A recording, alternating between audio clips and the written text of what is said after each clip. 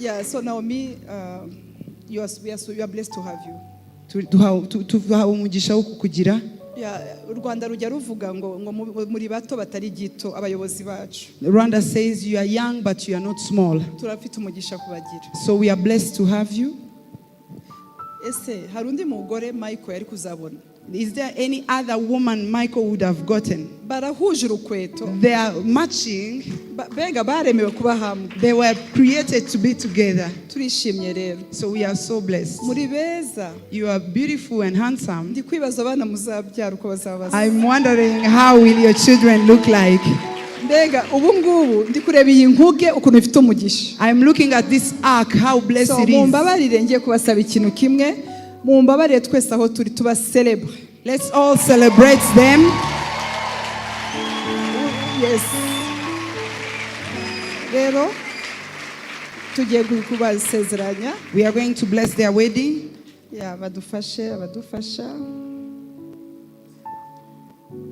Thank you. Yeah, this is just, the Bible says, Bibiliya iravuga ngo husbands, bagabo, love your own wives. Mukunde abagore banyu. You know, I love this version that says your own wives. Nkunda hariya havuga ngo banyu. It doesn't say men. Ntago havuga ngo bagabo. Love your wives. Mukunde abagore. It doesn't say men. Ntago havuga ngo abagabo. Love women. Mukunde abagore. It says husbands. Havuga ngo abagabo. Loved. Mukunde your own wives. Abagore banyu. Your own wife. Abagore banyu. Michael. I know you love her. Mukunde. But keep loving your own. Ukomeze ukunde umugore wawe. Your own. Wawe. Wife. Wawe. She's your own wife. Ni umugore wawe. And wives. Hanyuma bagore. Submit. Mugandukire. To your own husbands. Ku bagabo banyu.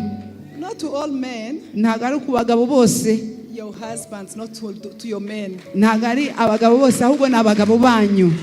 Yeah, sometimes like we can see like CEOs, women who are CEOs. Tubona aba CEO b'abagore. When they are leading at the work. Bayoboye mu mirimo. You see some men who want those women to submit to them. Ugasanga abagabo muri iyo company barashangwa abagore babayoboye babagandukire. The Bible says wives. Bibiliya ivuga ngo bagore. Submit your own husbands. Mugandukire abagabo banyu. Yeah, the way you submit to Christ. Nk'uburyo mugandukira Kristo.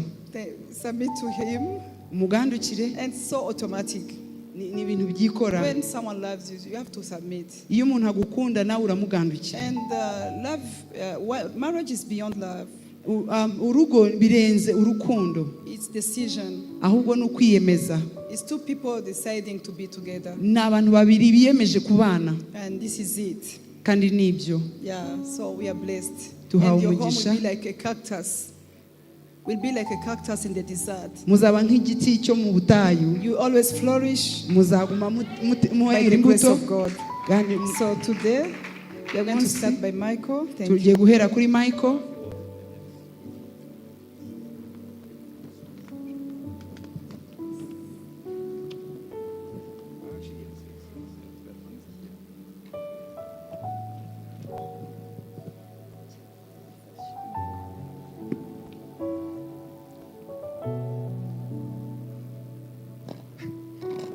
I, Michael Tesfaye, take you, Naomi Nishimwe, as my wedded wife.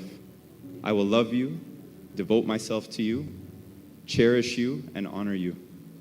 For richer or poorer, in sickness and in health, for better or worse.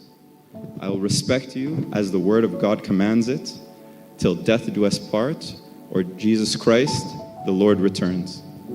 I vow so in the presence of God, church, his servants, and both of our families. In the name of our Father, Christ Jesus, and the Holy Spirit, amen.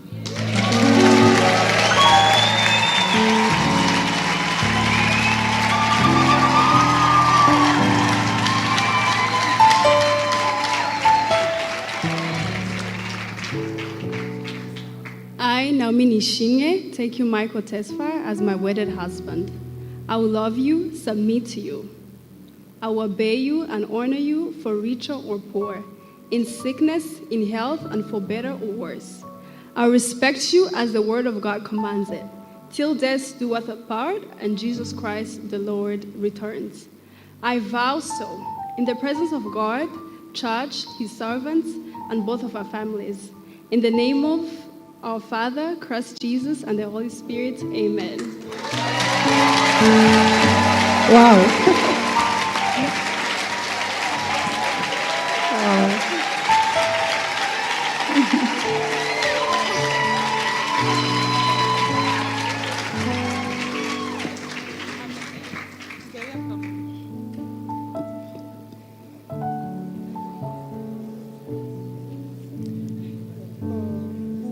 Yes, you know, this ring is refined. It's a gold, it's a metal, but refined.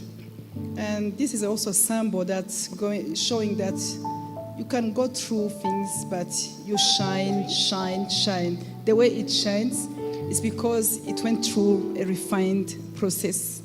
And love cannot be, it's a symbol of love. The ring is not the love, but it's a symbol of love. And there's an entry inside, and today something new is starting. So we want to hear from them. We want to hear from them. God bless you. We always use our own words. Yeah, you know, when we meet and wow.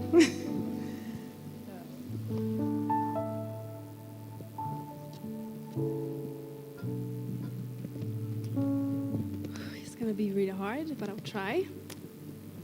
Standing here today in front of God, our apostle, and our family, I feel so much love from the people around us, but especially God. I prayed for you, and God really did his thing. From the very first moment I met you, I felt your love. Even now, I can say your love never changed. You have shaped me into a woman I am today. Stronger, beautiful, confident, just because of your love, patience, and support. Sorry, I get the tissue.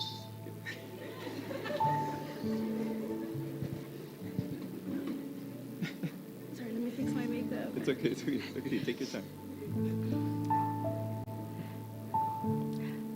I stand before you today so thankful for the years we have shared. You have been my rock, and a safe space always shows up for me no matter what, and I mean that. I promise to honor you just as you have honored me. I will submit to you, not because of its obligations, just because of reflection of a deep trust, respect, and love I have for you. I will follow you because I know you lead with wisdom, compassion, and a heart full of love. In this moment, with God's presence here with us, I have no doubt you are the true love of my life. This is the beginning of forever, and I couldn't be more certain that I'm exactly where I'm meant to be. I could say so many words now, but let me keep it short. This is a one-way ticket. I hope you know that.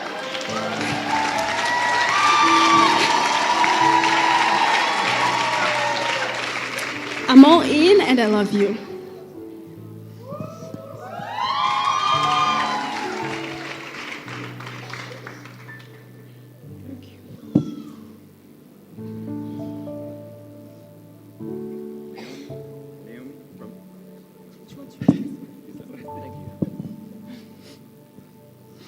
Naomi, from the moment we met, I knew my life changed in the most beautiful way.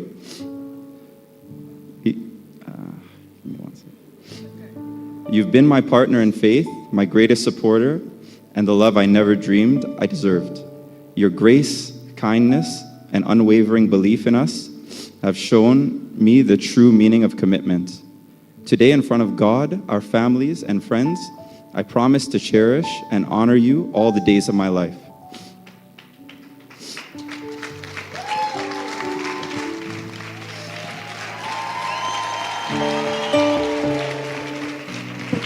Wow. It's not done. I vow to listen, to learn, and to grow with you, celebrating our joys and overcoming any challenges together. I will always strive to be the husband you deserve, leading you with love, integrity, and patience. You are my greatest blessing and my forever home. With you, I have found the truest sense of purpose and joy, and I promise to love you deeply and faithfully for as long as we both shall live.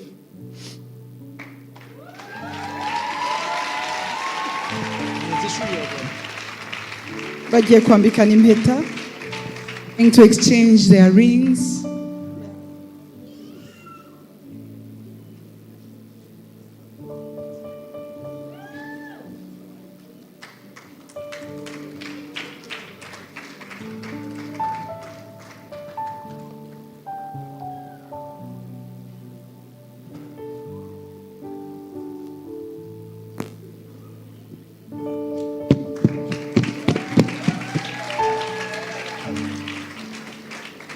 Amashyi menshi.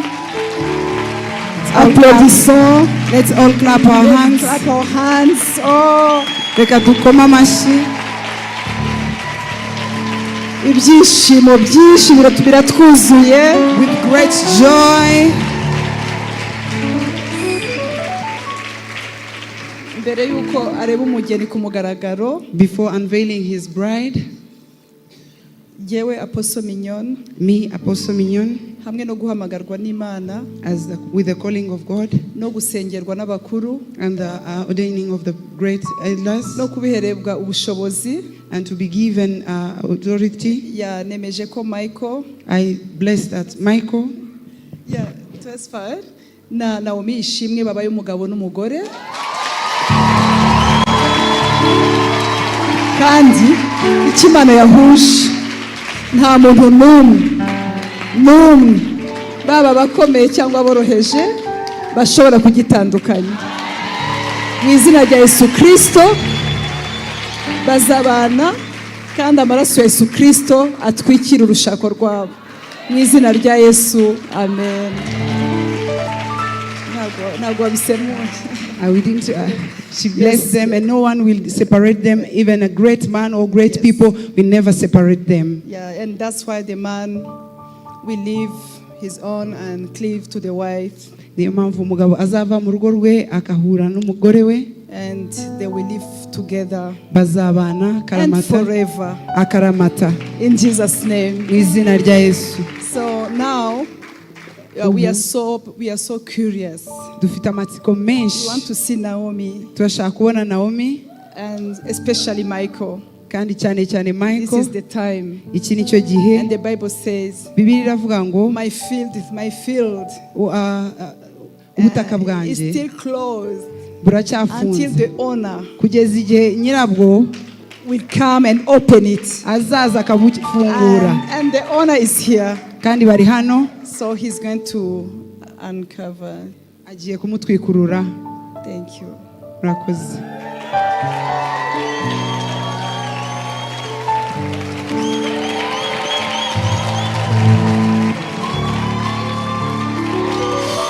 You made a away when our backs were against the wall, and it looks as if it was over.